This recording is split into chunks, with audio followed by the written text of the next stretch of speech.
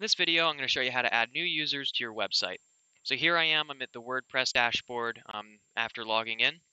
To get to the users section, it's in this left sidebar here. I'm going to click on users. You can see it's going to give me a list of all the users on the website. Currently, it's just us. So if I wanted to add a new user, I just click add new right up here. I need to give them a username, so we'll just give them username. I need to give them an email. An email must be typed in, so let's do user@example.com. Then their first name, their last name, and then a website. You can see this information is not required. This is just for uh, clarity's sake. You can see that we don't have a name up here, so it just says Howdy Iconic Web. But if we did have a name here, for example, it would say Howdy Test instead of Howdy Username. So it's purely aesthetics. It makes it a little bit easier to manage, especially if you have a lot of users. See here, we can generate a password for them. If we want to, we can send the user a new email. And right here we have role. So the default role is subscriber. That is a subscriber on your website. Some websites that we manage, they have accounts that people can hold, that regular members can hold. Maybe it's a discussion forum, maybe they post ads on their website, but for whatever reason, they need a login functionality. And it's really nice that WordPress has this built in.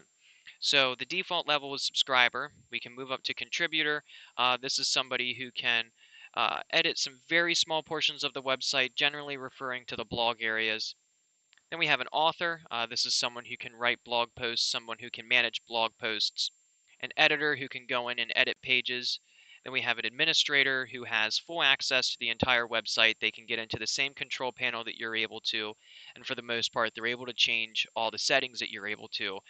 So generally only give administrator to trusted business partners, to trusted editors, to trusted people that you know for a long time, because they could do, if they're a bad actor, they could do a lot of damage with that administrator role.